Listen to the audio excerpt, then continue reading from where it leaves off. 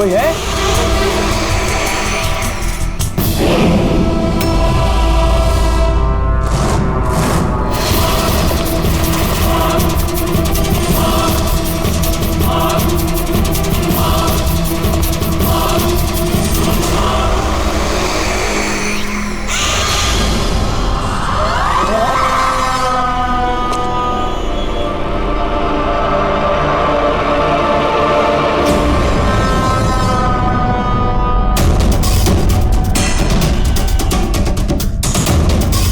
कौन है वो?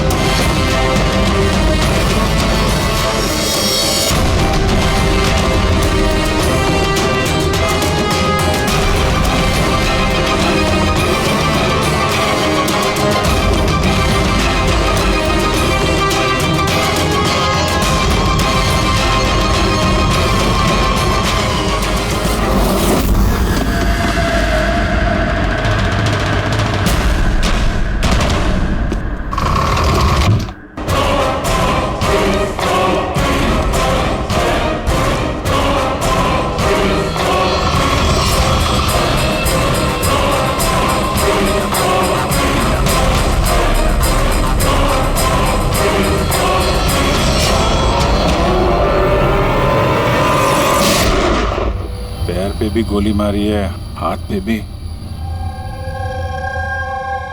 ये बॉडी सबसे पहले किसने देखी थी? सर मैंने देखी थी। आज सुबह जब 9 बजे मैंने ऑफिस खोला तो देखा टोनी सर की लाश पड़ी है, तभी मैंने आपको फ़ोन किया। आप? सर मैं रीटा, टोनी सर की सेक्रेटरी। ये टोनी इस कंपनी के अकेले मालिक थे या आप कोई और भी पार्टनर था? नहीं सर, अकेले ही मालिक थे टोनी सर। तो इनके बाद नेक्स्ट सीनियर ऑफिसर कौन है कंपनी का? Sir Rohit sir. रोहित? जी सर, मैं ही इस कंपनी का सीईओ हूँ। किस चीज़ की कंपनी है? सर हम स्टॉक्स और सिक्योरिटीज में डील करते हैं। सर उनकी बेल्ट और जूते देखे सर, इतने बड़ी कंपनी के सीईओ ये पहन के आएंगे ऑफिस? तो रोहित जी क्या चल रहा है आजकल शेयर का भाव? सर वो एक्चुअली सर आज मेरी नींद जरा देर से खुली थी तो मैं अखबार या इंटरनेट पर चेक नहीं कर पाया। अच्छा, तो आपकी कंपनी का कौन सा अच्छा स्टॉक है जो बढ़िया परफॉर्म कर रहा हो? इसके बारे में कुछ बताइए। क्या नाम है उसका? सर वो याद नहीं आ रहा सर। तो आप लोग बताइए स्टॉक के बारे में, एक भी स्टॉक का नाम बताइए आप लोग।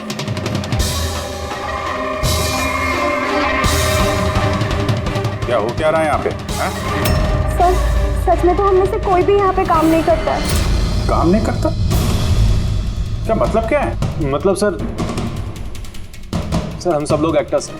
मगर ये तो फाइनेंस कंपनी है, इसका फिल्मों से क्या लेना देना? सर फाइनेंस कंपनी तो सिर्फ नाम की है, यहाँ पर सर कोई काम नहीं करता। हम एक्टर को सिर्फ इसलिए रखा है ताकि हम यहाँ काम करने की एक्टिंग कर सकें। एक्चुअली सर टोनी सर से मिलने दिन में बहुत सारे क्लाइंट्स आते थे। हमारा काम बस इतना होता था कि उन्हें दिखाना कि ऑफिस में बहुत काम हो रहा है। ये टोनी क्या काम करता था? किस चीज़ की मीटिंग होती थी यहाँ पे? सर उनकी जो भी मीटिंग्स होती थी वो उनके केबिन के अंदर होती थी। अब वो क्लाइंट के साथ क्या बातें करते थे वो हम में से किसी को नहीं पता सर। और कब से चल रहा है ये सब? सर पिछले 2 हफ्ते से। कमाल है, एक नकली कंपनी जहाँ पे नकली काम होता था उसके मालिक का खून हो जाता है। समझना पड़ेगा एग्जैक्टली यहाँ पे हुआ क्या था। तो यहाँ पे टोनी को पहली गोली लगी है। अगर उसे गोली यहाँ लगी है तो हाँ, उसे भाग जाना चाहिए था, वो तो एग्जिट है, वो वापस ऑफिस के अंदर क्यों गया? शायद खूनी इस तरफ होगा, बचने के लिए इधर भागा होगा। ये हैंडल पे भी खून है, वहां से अंदर आया और फिर वहां पे लेके गया उसको जहां पे खून हुआ। ब्लड ट्रेल इधर भी है। सर ये यहाँ देखिए, इतना सारा खून। लगता है यहाँ पे छुप के बैठा होगा बचने के लिए। खूनी आया, उसके बाद उसको वहां ले गया जहां पे उसकी मौत हो गई। सर वो पानी का बॉटल, सर पानी लग रहा है सर। है तो पानी, बॉटल में खून। बॉटल हाथ में थी या उससे मारा?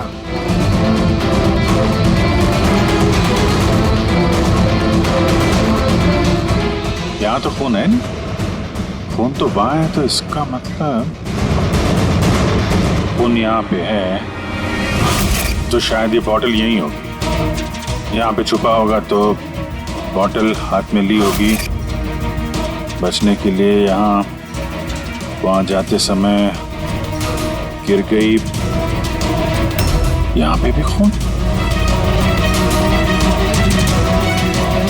वहां से आया तो इस पे हाथ लगा और सर हाँ, यहाँ तो ब्लड ट्रेल है।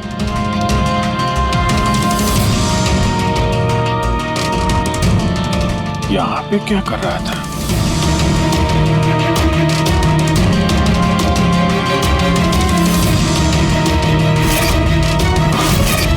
यहाँ पे पंजे का निशान है, यहाँ भी खून है, यहाँ भी पंजे का निशान है। कुछ पकड़ रहा था या फिर? अरे क्या? ठीक हो? हाँ सर। गन छुपा के रखी है अंदर, शायद इसी को ढूंढने आया होगा, लेकिन इसके पहले गन तक पहुंचता खूनी पहुंच गया इसके। मगर सर ये ऑफिस में उसने गन क्यों छुपा के रखी? ऑब्वियसली उसकी जान को खतरा होगा। इतना गड़बड़ घोटाला करके रखा हुआ था यहाँ पे, एक्टर्स लोगों को हार करके रखा था, पता नहीं कितने दुश्मन होंगे इसके। ये डायरी भी,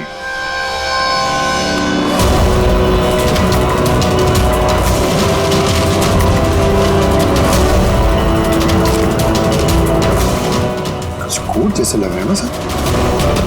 कोड वर्ड में लिखा है और डायरी को छुपा के रखा था। जरूर इसका टोनी के मौत के साथ कोई ना कोई कनेक्शन है। ये इसका बॉडी स्कैन चेक किया तुमने? वैसे स्कैन देखा मैंने, बाकी सब कुछ ठीक है।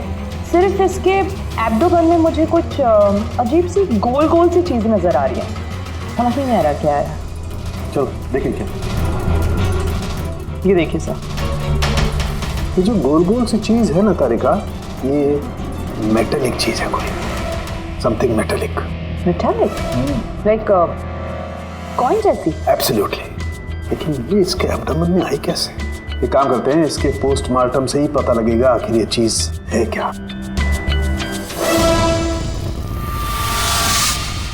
यस के टोनी के पेट में से ये 5 सिक्के निकले।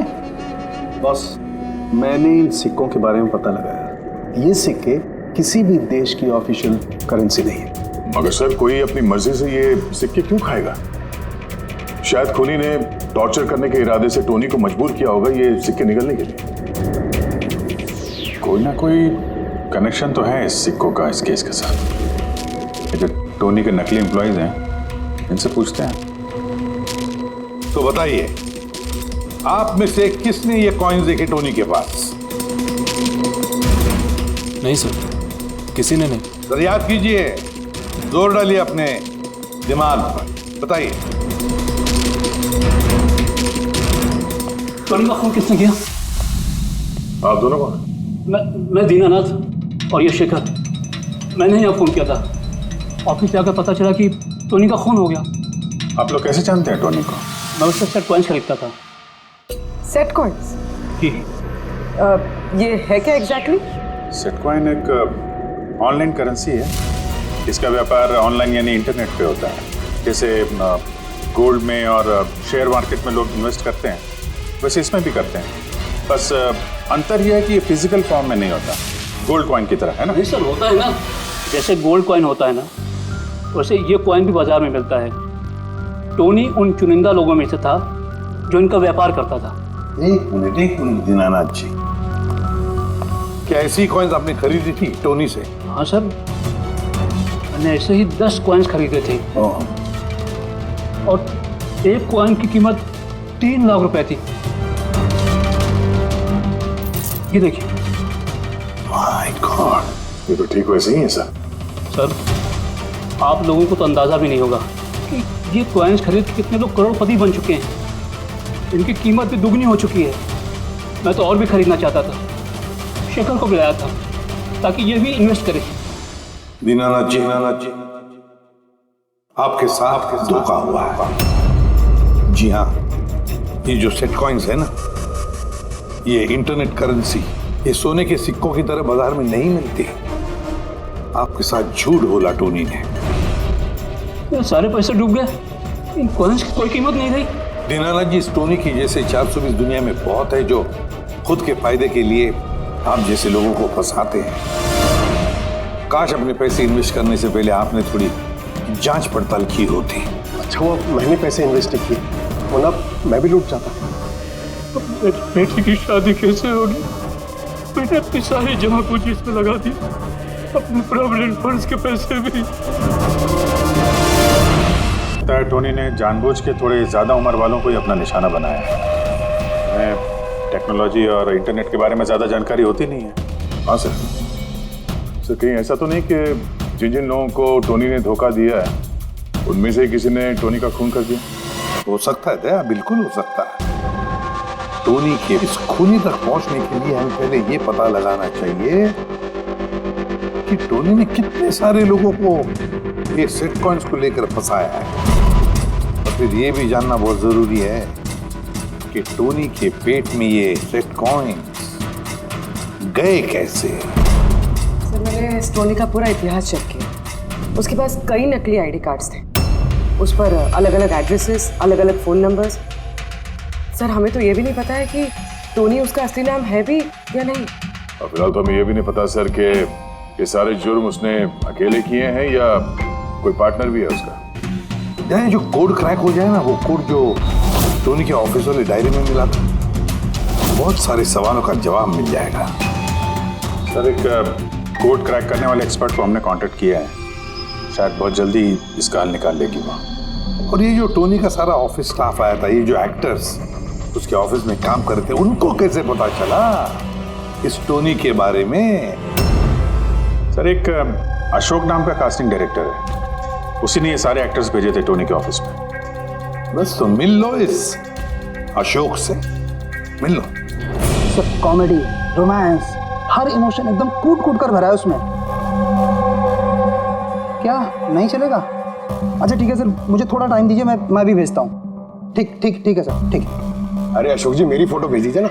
एक्शन, कॉमेडी, रोमांस, सब में नंबर 1 हूं मैं। देखो भाई, तुम हीरो तो बन नहीं सकते, एक कॉमेडियन का रोल है, करोगे? कॉमेडी?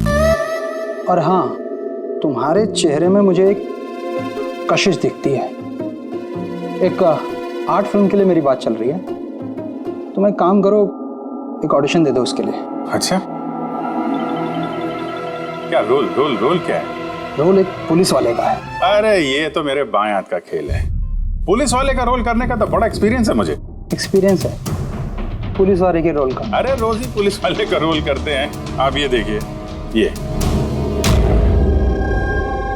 सीआईडी असली है क्या? असली है, और जिस जेल में तुझे लेके जाएंगे ना, वो भी असली है। जेल? अब बजी दिमाग की घंटी। नहीं, कौन है ये? कौन है ये? इसको एक्टर सप्लाई किए थे ना तूने ऑफिस में काम करने की एक्टिंग करने के लिए, भूल गया तू? सर आपको ज़रूर कोई गलतफहमी हुई है। देख, सीआईडी के सामने एक्टिंग करेगा ना तो बहुत भारी पड़ेगा तुझे। यही 11 एक्टर भेजे थे ना तुमने टोनी के पास? हाँ याद आया, भेजा था मैंने, लेकिन सर काम करने की एक्टिंग के लिए नहीं भेजे थे, बल्कि टोनी ने मुझसे ये कहा था कि वो एक शॉर्ट फिल्म बना रहा है और उसको कुछ स्ट्रगलिंग एक्टर चाहिए। जो एक्टर तूने भेजे थे ना उसका इस्तेमाल करके उसने बहुत बड़े घपले किए हैं। सर ये बात मुझे कैसे पता चलेगी? सर पूरे 12 में से किसी भी एक्टर ने मुझे ये बात नहीं बताई सर। 12? सर उसकी ऑफिस में तो 11 लोग थे, ये 12वां कहां से आ गया? अच्छा, वो जो एक्टर भेजे थे उनकी लिस्ट दिखाना जरा। जी सर।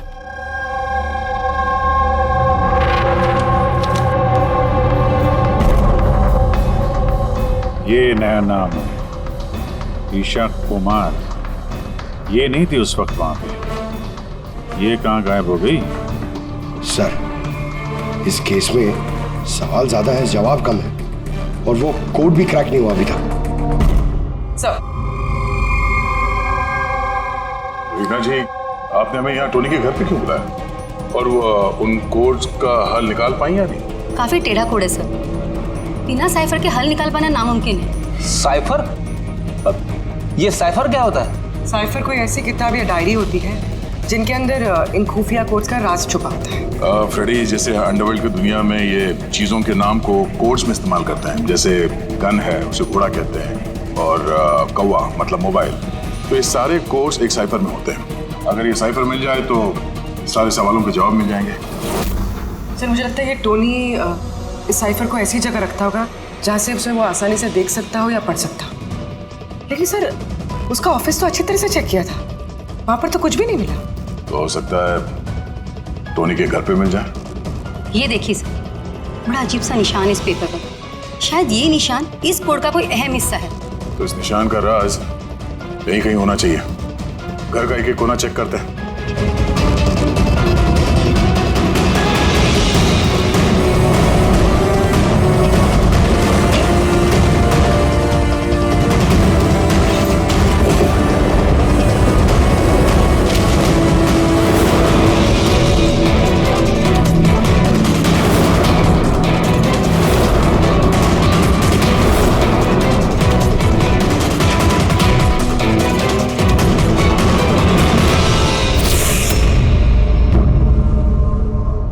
जी, ये देखिए,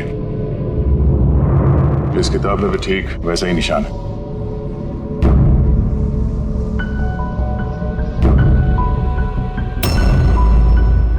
सर यही तो साइफर है। ये देखिए, इस पेज पर सिर्फ 7 सेंटेंसेस हैं और इसके हर सेंटेंस के फर्स्ट वर्ड को हम हाईलाइट करके देखते हैं।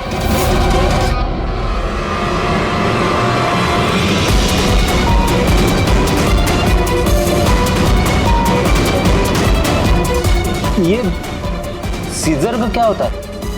जूलियस सीजर का नाम तो सुना होगा ना? हाँ। लगता है उसके जमाने का कोई पुराना कोड है। तो यहाँ ये सीजर के आगे जी भी तो है। यही तो मालूम करना है कि कौन से सीजर साइफर का इस्तेमाल हुआ है। मान लो ए अगर जी है और बी अगर एच है तो A to Z कुछ इस तरह दिखेगा। ये देखिए,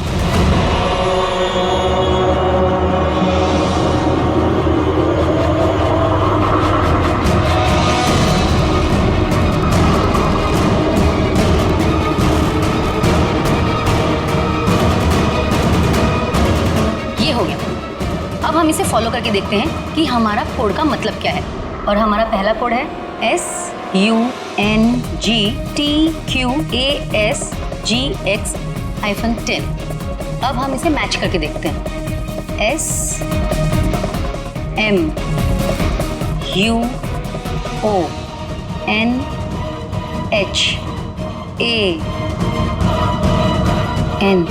मोहन?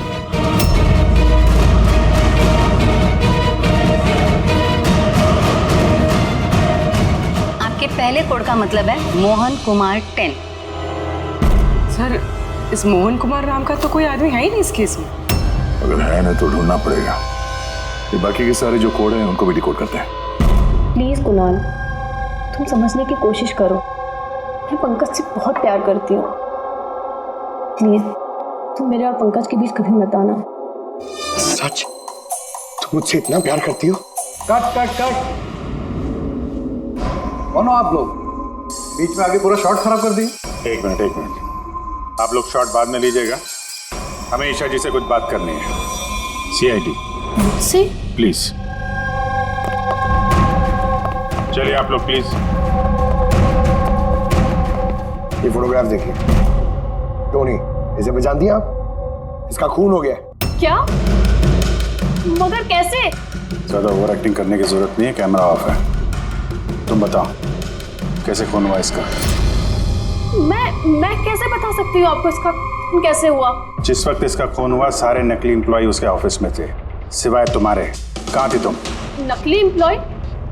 कौन से नकली एम्प्लॉय? सर ये आप लोग क्या बात कर रहे हैं? मुझे तो कुछ समझ में नहीं आ रहा। टोनी ने तुम लोगों को हायर किया था ना उसके ऑफिस में क्लर्क की एक्टिंग करने के लिए।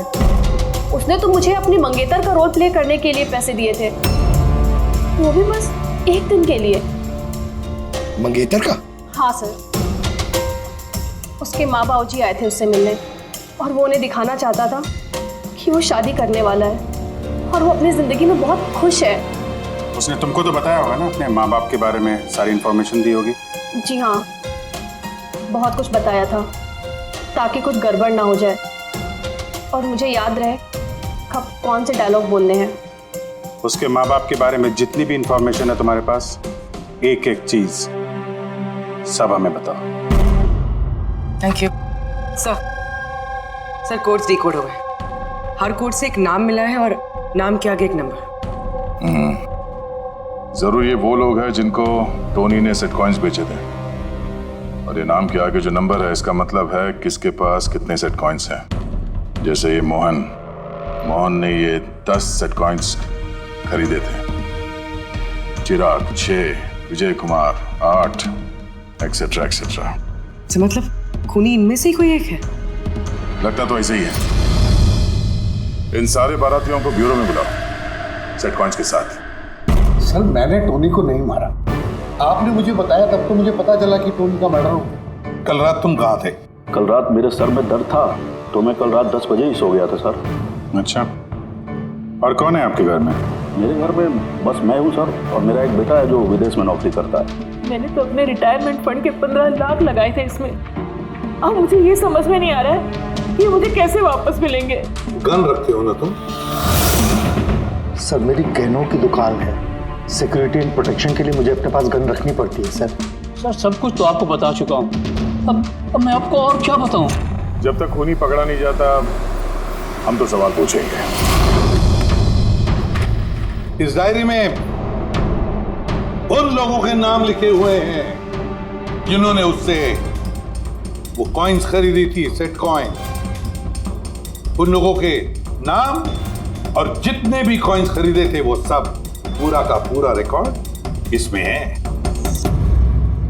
और इसमें जो जानकारी है उससे हम ये पता लगाएंगे कि आखिर आप लोगों में से वो खूनी कौन है। किसने कितने कॉइन खरीदे, इससे ये कैसे पता चलेगा खूनी कौन है? आसान है। खूनी ने अपने कुछ सिक्के गुस्से में आकर टोनी को निगलवा दिए। अब इस बहीखाते के हिसाब से जिसके पास भी कम सिक्के निकलेंगे वही हमारा खूनी है।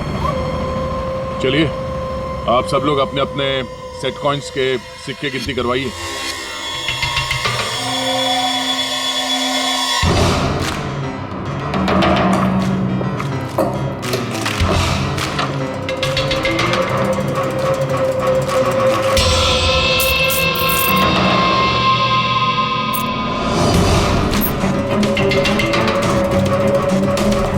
सर सारे के सारे कॉइन्स हैं, एक भी कम नहीं। कोई भी कम नहीं? ये कैसे हो सकता है? अब तो यकीन हो गया ना आप लोग को कि हम निर्दोष हैं। अब ये क्या कहानी है सर? अगर ये सारे निर्दोष है तो फिर गुनहगार कौन है? ये तो अब टोनी के माता पिता ही बताएंगे। नहीं, ये नहीं हो सकता। हमारा बेटा नहीं मर सकता सर। आपको जरूर कोई गलतफहमी हुई है। हमारा बेटा तो अपने ईमान का इतना पक्का था कि वो किसी का 1 रुपया भी ना ले, और आप कह रहे हो उसने लोगों को ठगा है। मैं जानता हूं ये किसी भी माँ बाप के लिए सुनना आसान नहीं है, पर क्या टोनी की किसी के साथ कोई दुश्मनी थी? हाल फिलहाल में कोई लड़ाई झगड़ा हुआ हो? कैसा झगड़ा सर? वो तो इतना बिजी रहता था कि उसे हमसे मिलने का भी समय नहीं होता था। 3-3, 4-4 महीने बाद घर आता था वो। मिलने नहीं आता था? मतलब कि उसने कई जगह पर अपने ऑफिस खोल रखी थी। कहाँ पे ऑफिस था इसका? दिल्ली, पुणे। जिस शहर में ये टोनी रहा है, कुछ ना कुछ घपला तो जरूर किया होगा उसने। कुंडली निकालो इसके पिछली जिंदगी की। सर, हाँ सर, दिल्ली और पुणे के police officers video conference call पे। गुड।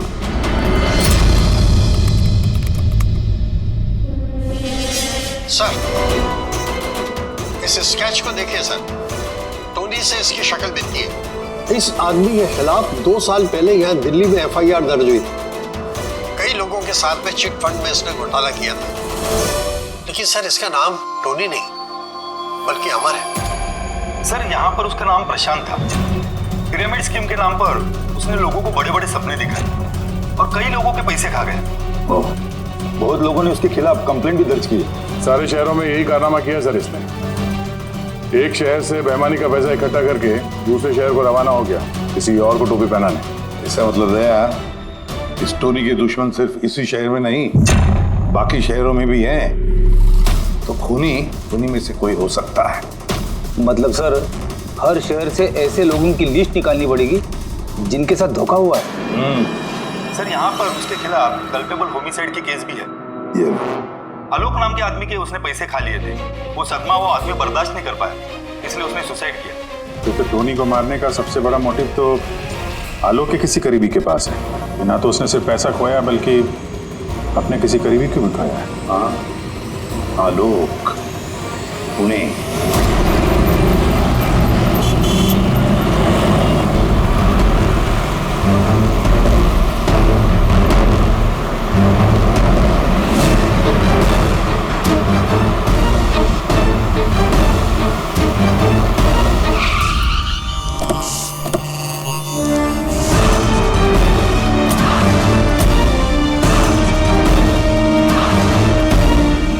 लगता है आलोक की बीवी सरिता घर पे नहीं है सर। हाँ, गया। आज सुबह से नहीं है। आज का पेपर और दूध। पंकज सर, जाके जरा पड़ोसी से पूछताछ करो। Excuse me. जी, मैं ऑफिसर पंकज हूँ, CID मुंबई से। हेलो सर, मैं पूनम। हेलो, ये सरिता यहाँ रहती हैं? ये हाँ, कहीं गई हुई है बाहर, आपको पता है? वो तो नहीं पता। क्यों, कोई प्रॉब्लम हो गई है? इनके घर की कोई एक्स्ट्रा चाबी होगी आपके पास? सर, हाँ, ये पूनम जी हैं, सरिता की नेबर।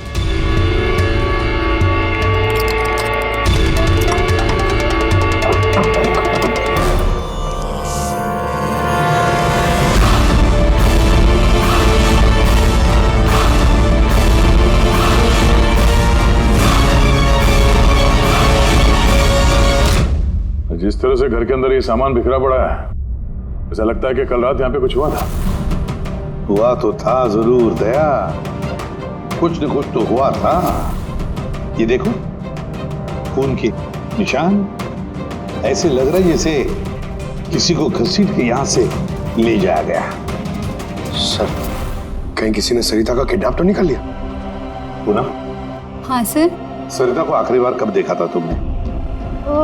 सर, रात के 2 बजे, जब मैं नाइट शिफ्ट से घर वापस आई। उस वक्त शायद सरिता जाग ही रही थी, क्योंकि यहाँ पे टीवी चल रहा था। उसके घर के आसपास किसी को देखा, कोई आया हो उनसे मिलने के लिए? कुछ और तो नहीं, पर हाँ, एक वाइट कलर की वैन थी जो घर के बाहर खड़ी थी, पर सुबह वो वहाँ नहीं थी। तो उस वैन को पहले भी कभी देखा था यहाँ आसपास? नहीं, कभी नहीं। अच्छा, उसका नंबर याद है, नोट किया था? नंबर तो नहीं नोट किया, मैंने ध्यान नहीं दिया। अच्छा, तुमने कुछ शोर शराबा या झगड़ा वगैरह सुना उस वक्त? हाँ, आवाज़ें तो आ रही थी ज़ोर ज़ोर से, पर मुझे लगा कि शायद सरिता जाग रही है, टीवी देख रही है, तो मैंने उतना ध्यान नहीं दिया। अच्छा पूनम, ये जो तुमने लड़ाई झगड़े की आवाज़ें सुनी, कितने बजे थे? यही करीब 3 बज रहे होंगे। 3 बजे? तो सरिता का किडनैपिंग 3 बजे हुआ था। तो डेफिनेटली ये सरिता का किडनैपिंग और टोनी का मर्डर, इन दोनों का आपस में कोई ना कोई कनेक्शन है सर। 100% है, कनेक्शन 100% है, पर इससे पहले कि सरिता को कुछ हो जाए उसे हमें बचाना होगा। और पंकज सर, ये व्हाइट वैन, सफेद वैन जो पूनम ने अभी अभी बताया, उस वैन की पूरी इंफॉर्मेशन चाहिए हमें, पूरी की पूरी इंफॉर्मेशन।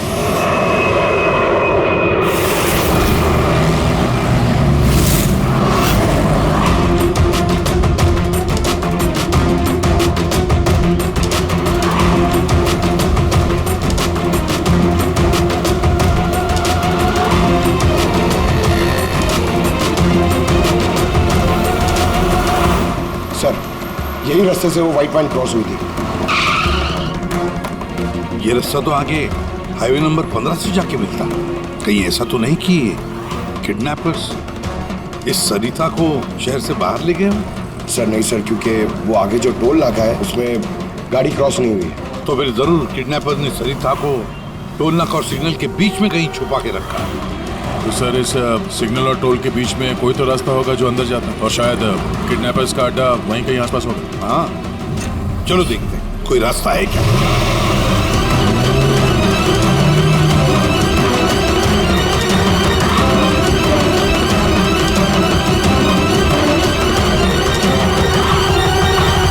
सर, ये एक रास्ता है जो अंदर जाता है। चलो चलो देखते हैं।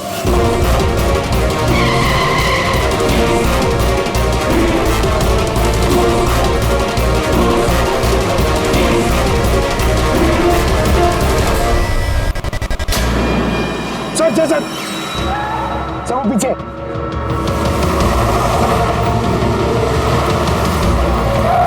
ये देखिए सर।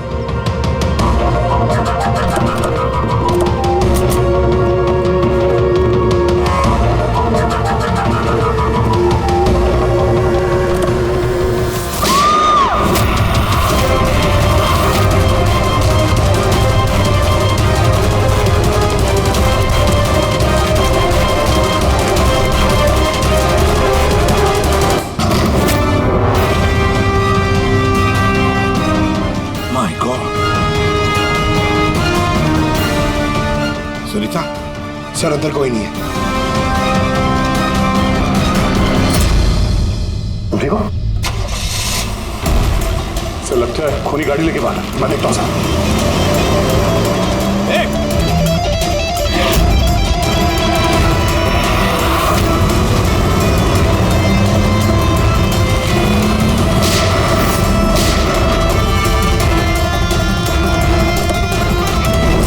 सर एम्बुलेंस आ रही है। सरिता, ये बताओ किसने किया ये सब? उसने मेरी आंखों में पट्टी बांध रखी थी, इसलिए उसका चेहरा भी नहीं देख पाई मैं। नहीं सर, निकल गया। गाड़ी का टायर पंचर करके गया वो।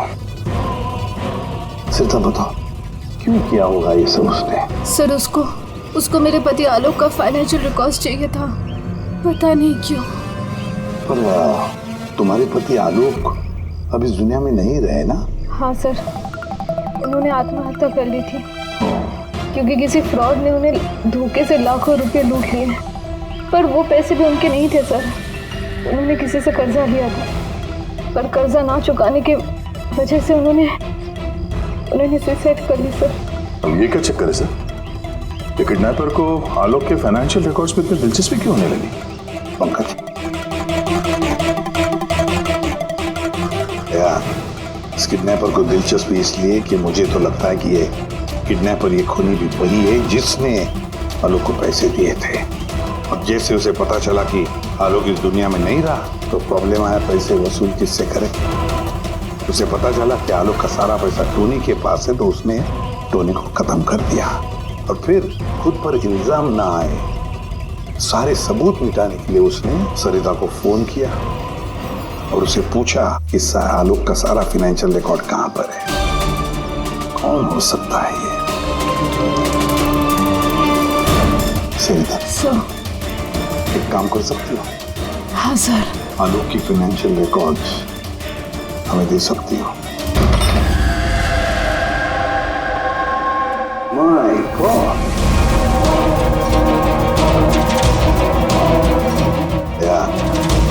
ये मुजरिम जो भी कोई है हमसे पहले यहाँ पहुंच गया और देखो लगता है सारे सबूत जलाकर राख करने की कोशिश की है उसने। बस सर उस कंप्यूटर के साथ कुछ करना दिया हो जिसमें आलोक के फाइनेंशियल रिकॉर्ड्स हैं। तो फिर देखो जरा कोई कंप्यूटर या लैपटॉप वगैरह मिलता है क्या? सर, हाँ लैपटॉप मिल गया। वंडरफुल। सर, आलोक फाइनेंशियल फाइल। गुड। अब इसकी फाइल ओपन करने की कोशिश करो, जरूर उसमें उसके कर्जदारों की लिस्ट मिलेगी हमें। खुल गया सर। इससे तो कई सारे लोगों से कर्जा लिया है सर, और सबसे ज्यादा कर्जा दिया है इस शेखर ने। शेखर? कहीं वही शेखर तो नहीं जो दीनानाथ के साथ हमसे मिलने आया था? मैं दीनानाथ, ये शेखर। हाँ सर वही है। तो दया, इस शेखर का पिंजरे में जाने का वक्त आ गया।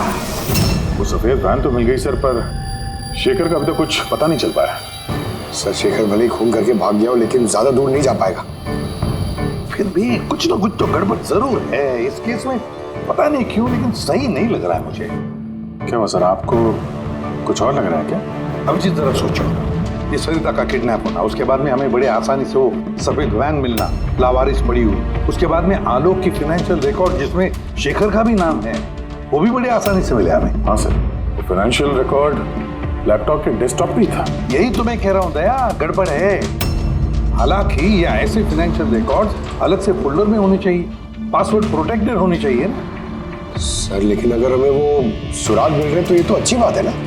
नहीं पंकज, हमें सुराग मिल नहीं रहे हैं, सुराग हमें दिए जा रहे हैं एक के बाद एक, एक के बाद एक। इसीलिए तो मैं कह रहा हूँ ना, गड़बड़ है, कुछ ना कुछ तो गड़बड़ जरूर है। हमें गुमराह करने की कोशिश हो रही है। टोनी के बारे में आपको जो कुछ भी याद है जरा डिटेल में बताइए। बात करने में, लोगों को बड़े से बड़े सपने दिखाने में बहुत अच्छा था ये टोनी। ऐसे किसी से घुल मिल जाता था केवल 2 मिनट में कि जैसे आपको लगे कि दुनिया में उससे अच्छा आपका कोई दोस्त है ही। और हाँ सर, आलीशान पार्टीज वगैरह रखी थी उसने अपने इन्वेस्टर्स के लिए। उन पार्टीज की तस्वीरें हैं आपके पास? सर, हाँ सर, पूर्वी ने ये फोटो भेजी है, सस्पेक्ट के घर से मिली है। अच्छा, तो ये है वो इस पूरे खेल के पीछे। मतलब शेखर भी इसी के कब्जे में होगा सर। इसका फोन ट्रैक करो, शेखर की जान को खतरा है, शेखर को बचाना होगा।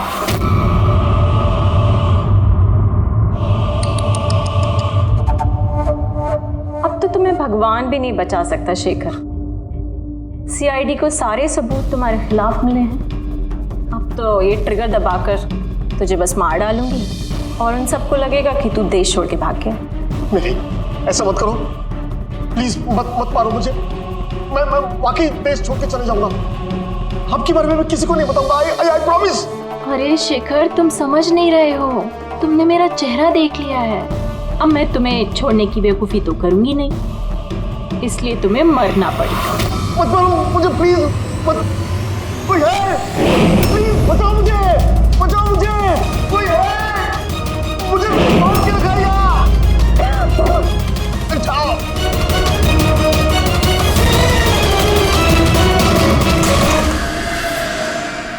उठ, उठ।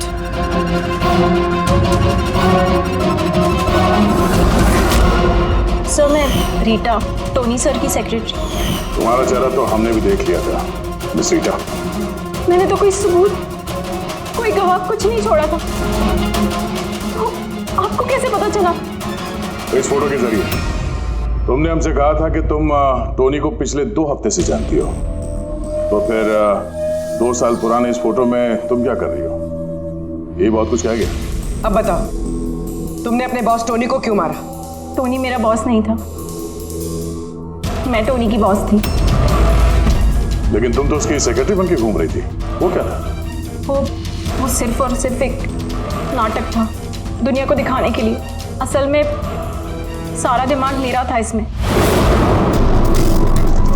टोनी को तो मैंने सिर्फ आगे रखा था ताकि कभी कानून हम तक पहुंचे तो टोनी पकड़ा जाए। तो फिर टोनी का फोन करके अपने पैर पे कुल्हाड़ी क्यों मार ली? क्योंकि जब चींटी के पर निकल आते हैं तो उसके पंख काटने पड़ते हैं, और टोनी बहुत ही ज्यादा हवा में उड़ने लगा था, बहुत ही लापरवाह और ओवर कॉन्फिडेंट हो गया था। उसने दीनानाथ के साथ सेल्फी खींच के सोशल मीडिया पे डाल दी वो फोटो। तो तुम्हें डर लगा कि अगर वो फोटो सोशल मीडिया में चला गया तो जिन जिन शहरों में उसने 420 की है वहां कोई ना कोई उसे पहचान लेगा। हाँ। और उसके पेट में जो सिक्के थे वो सिक्के मैंने ही उसे निकलवाए थे ताकि आप लोगों को लगे कि खून किसी ऐसे आदमी ने किया है जिसके साथ टोनी ने बेईमानी की है। और इसलिए तुमने सारे सबूत शेखर के खिलाफ कर दिए ताकि हम उसे अपराधी समझें। न जाने कितनी जिंदगियों के साथ खेला है तुमने। देश भर में न सिर्फ लोगों के पैसे चुराए बल्कि उनकी खुशियां, सपने सब छीन लिए। कड़ी से कड़ी सजा मिलेगी तुम्हें इस जुर्म के लिए।